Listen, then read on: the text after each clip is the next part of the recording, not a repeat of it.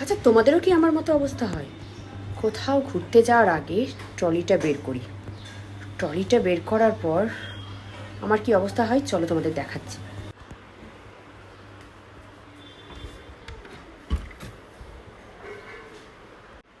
আলমারিটা খুললাম যথারীতি। এরপরে মাথা চুলকায় আর ভাবি আমার তো কিছুই নেই, আমি কি পরবো, কোনটা নেব, কনফিউজড হয়ে যায়।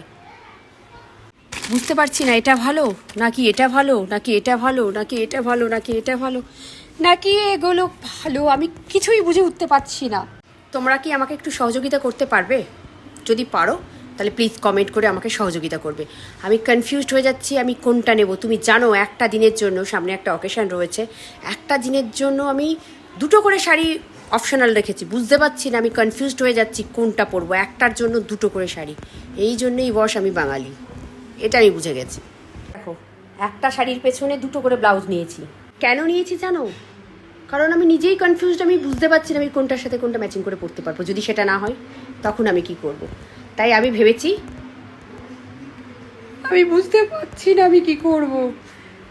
আলমারিটা সামনে খুলে আমি জাস্ট এইভাবে বসে মাথা চুলকাই।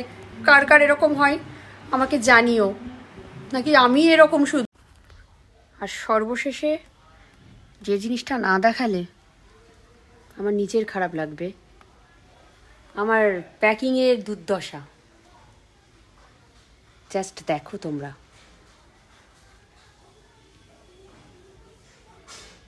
শুধু এখানেই ক্ষান্ত হইনি আমি। এই যে,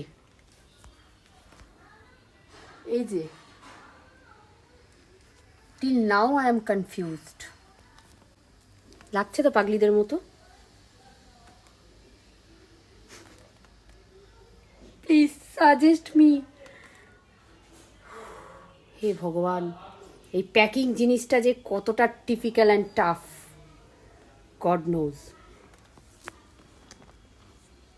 কিচ্ছু বলার নেই আমার আর।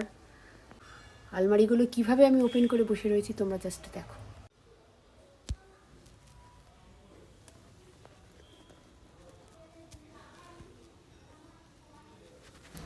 আমার এই দুর্দশা দেখে না নিজেরই হাসি পাচ্ছিল। ভাবছিলাম কী হচ্ছিল আমার সাথে।